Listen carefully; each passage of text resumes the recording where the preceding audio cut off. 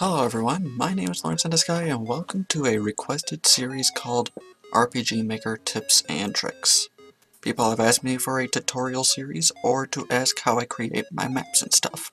So, I wanted to create something simple and straight to the point to try and help you guys create amazing looking maps. What you're seeing in the background is some small footage of Legend of the Sacred Swords, or LOS for short. A game that I had been working on for quite some time now. There will be a link in the description for anyone who is interested in trying it out. I will not be showcasing how to create the clouds, or leaves, or advanced god rays in this video. The fancy effects will be saved for a future tutorial. Quick disclaimer before I continue. These are tips and tricks that I follow personally.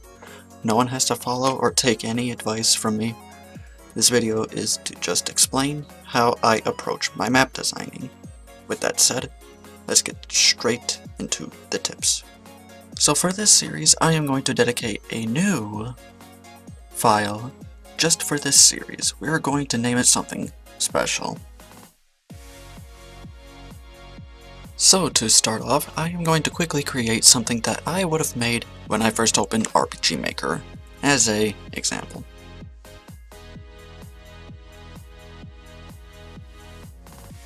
And here is what I have made.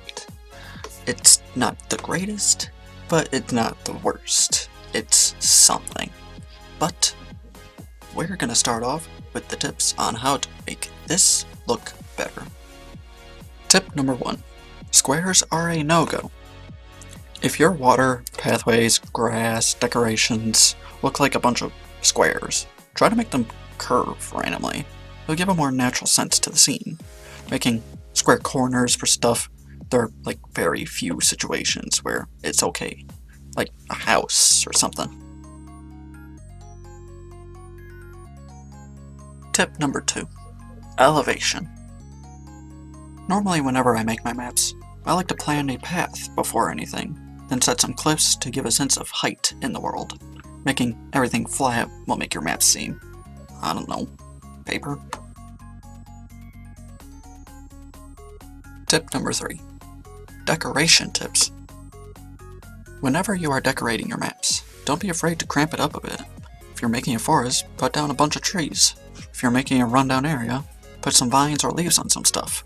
Also, when placing grass decorations, put them in random spots. Try not to use too much of one thing. Too much of the same decoration will make it feel unnatural. Tip number 4. Indoor decorations. Look at the interior of this house. Now look at the exterior of it. Seems a little off. The way of how I improve my indoor designs, I try to highlight what the house is on one map, then paste it on the interior. Then I swap back and forth to create the flooring, which will make it more accurate. When decorating, don't be afraid to change the layout slightly by adding some walls. Too much space will make it feel empty, but too much decoration will be too cramped. So when doing the interiors, don't overdo what is needed.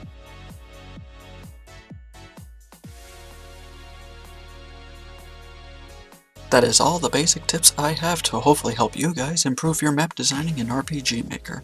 Next video will be about advanced tricks to improve your maps even further. Hopefully you enjoyed the tutorial, and if you did, be sure to leave a like, comment, share, and subscribe to the channel if you haven't already to see more future tutorials. Helps me out a lot. And I'll see you in the next video of whatever I make. Bye!